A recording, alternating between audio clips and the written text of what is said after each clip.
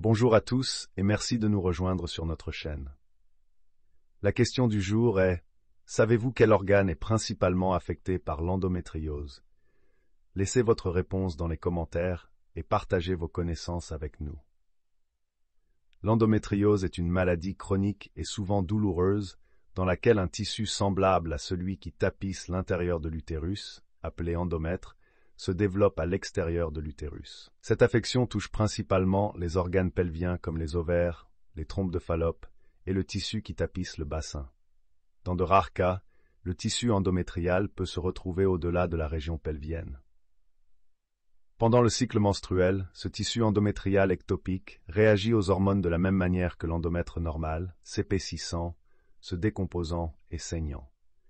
Cependant, contrairement au tissu endométrial qui est évacué du corps lors des menstruations, ce sang et ce tissu n'ont nulle part où aller, ce qui provoque une inflammation, la formation de kystes, des adhérences et des cicatrices. Les symptômes de l'endométriose varient, mais incluent souvent des douleurs pelviennes chroniques, des crampes menstruelles sévères, des douleurs pendant les rapports sexuels, des douleurs lors des selles ou de la miction pendant les périodes menstruelles, et une infertilité. Certaines femmes atteintes d'endométriose peuvent également éprouver de la fatigue, des troubles digestifs comme des ballonnements, des diarrhées ou des constipations, surtout pendant leurs règles. Le diagnostic de l'endométriose peut être difficile car ces symptômes ressemblent à ceux d'autres conditions, comme les kystes ovariens ou le syndrome du côlon irritable. Une laparoscopie, une procédure chirurgicale mineure où un médecin observe directement l'intérieur de l'abdomen, est souvent nécessaire pour un diagnostic définitif. Bien qu'il n'y ait pas de remède pour l'endométriose, divers traitements peuvent aider à gérer les symptômes et améliorer la qualité de vie. Les options de traitement incluent les analgésiques pour soulager la douleur, les traitements hormonaux pour réduire ou éliminer les menstruations, et la chirurgie pour enlever autant de tissu endométrial que possible. Dans les cas sévères, une hystérectomie, l'ablation de l'utérus, peut être envisagée, bien que ce soit généralement un dernier recours, surtout pour les femmes souhaitant conserver leur fertilité.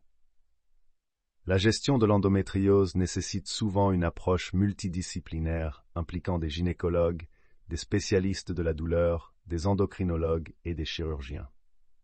En plus des traitements médicaux et chirurgicaux, des approches complémentaires comme la physiothérapie, la gestion du stress et des changements de mode de vie peuvent jouer un rôle important dans la gestion des symptômes. L'endométriose a un impact significatif sur la qualité de vie des femmes qui en sont atteintes, affectant leur bien-être physique, émotionnel et social. Il est essentiel d'augmenter la sensibilisation à cette maladie pour encourager un diagnostic précoce et un traitement adéquat. Un soutien émotionnel et psychologique peut également être bénéfique, car vivre avec une douleur chronique et des problèmes de fertilité peut être extrêmement éprouvant. L'endométriose est une condition complexe et chronique qui nécessite une approche de traitement individualisée pour gérer les symptômes et améliorer la qualité de vie. Une meilleure compréhension de la maladie et des recherches continues sont essentielles pour développer de nouveaux traitements et, espérons-le, un jour trouver un remède.